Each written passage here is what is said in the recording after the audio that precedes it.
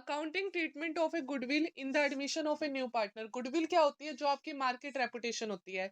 इसके केस में अपनी एंट्रीज तीन तरीके की होती है। First amount premium of goodwill का प्राइवेटली होता है, प्राइवेटली जिसकी कोई भी एंट्री नहीं होती। और सेकंड जो होता है उसमें क्या होता है, जो भी तुम्हारा प्रीमियम फॉर गुडविल है वो तुम किस में लेके आते हो? कैश में। और थर्ड होता है जो प्रीमियम और गुडविल कैश में नहीं लिया जाता। अगर पेपर में एमसीक्यू में ये क्वेश्चन आ जाता है कि अकाउंटिंग ट्रीटमेंट ऑफ गुडविल बताओ, और वो पार्टनर अपनी गुडविल प्राइवेटली लेके आया, तो आप इसकी एंट्री क्या लिख के आओगे? नो एंट्री होती है। अगर एक पार्टनर ब्रिंग लाता है अपनी गुडविल कैश में लाता है, तो उसके टू अल्टरनेटिव होते हैं। पहला अल्टरनेटिव क्या होता है कि वो अपनी गुडविल अपनी फर्म में रखेगा, और दूसरा अल्टरनेटिव क्या होता है कि वो जो उसकी गुडविल है ना वो निकाल के ले जाएगा, विड्रॉन कर लेंगे पार्टनर्स के द्वारा। रखना यानी रिटेन करने के बारे में अगर आप करते हो तो आपकी दो एंट्री होती है, कैश या bank account debit premium for goodwill. और आप इसकी नरेशन क्या लिखोगे कि जो अमाउंट ऑफ गुडविल है ना वो आप कैश में लेके आए हो। फिर premium for goodwill to old partner, आप ये लिख दोगे ट्रांसफर कर रहे हैं गुडविल को ओल्ड पार्टनर में, और कौन से रेशो में? सेक्रीफाइस रेशो में। जब भी एडमिशन का टॉपिक आता है हमेशा सारे रेशो कौन से होते हैं? सेक्रीफाइस रेशो होते हैं जब भी हम अकाउंटिंग ट्रीटमेंट ऑफ गुडविल। अगर आप गुडविल प्राइवेटली लाते हो तो इसकी एंट्री क्या होती है? कोई भी एंट्री नहीं होगी, नो एंट्री लिख के आओगे। अगर कैश में लाते हो तो इसकी दो एंट्री होती है, बैंक या cash account debit to premium for goodwill, फिर premium for goodwill to old partner. Admission के चैप्टर में हमेशा ही एंट्री सेक्रीफाइस रेशो में होती है। सेक्रीफाइस रेशो का हमारा फॉर्मूला क्या होता है? Old ratio minus new ratio.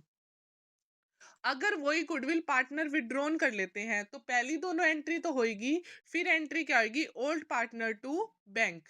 जैसे क्वेश्चन देखिए, ए और बी दो पार्टनर है, वो अपने रेशो को 3:2 में बांट रहे हैं अपने प्रॉफिट को। वो कैपिटल लाए हैं 1,80,000 और 1,40,000। एक्स एक न्यू पार्टनर आया है, वो अपने साथ 67,500 तो गुडविल लाया है, और 1,50,000 कैपिटल लाया है। तो हमने एंट्री क्या सीखी थी? Bank account debit to premium for goodwill. लेकिन यहाँ पे एक्स कैपिटल भी लाया है, तो bank account debit to X capital और to premium for goodwill. Total amount कितना हो गया? 2,17,500। लेकिन बांटना किसको होता है? सिर्फ गुडविल को। गुडविल कितनी थी? 67,500। इसको कौन से रेशो में बांटोगे? सेक्रीफाइस रेशो में। हमें ओल्ड रेशो दे रखा है, सबसे पहले हमें न्यू रेशो निकालना पड़ेगा, फिर हम ओल्ड रेशो में से न्यू रेशो को माइनस करेंगे तो हमारा क्या निकलेगा? Sacrifice ratio. अगर पार्टनर विड्रॉ कर लेता है गुडविल तो पहली दोनों एंट्री तो सेम है, bank account debit to X capital to premium for goodwill. Second entry premium for goodwill to A's capital to B's capital. लेकिन थर्ड एंट्री एक एक्स्ट्रा आ जाएगी, जो तुम्हारे ओल्ड पार्टनर है। ए भी तुम्हारे ओल्ड पार्टनर थे, एक्स तुम्हारा नया पार्टनर था, तो A's capital B's capital to bank.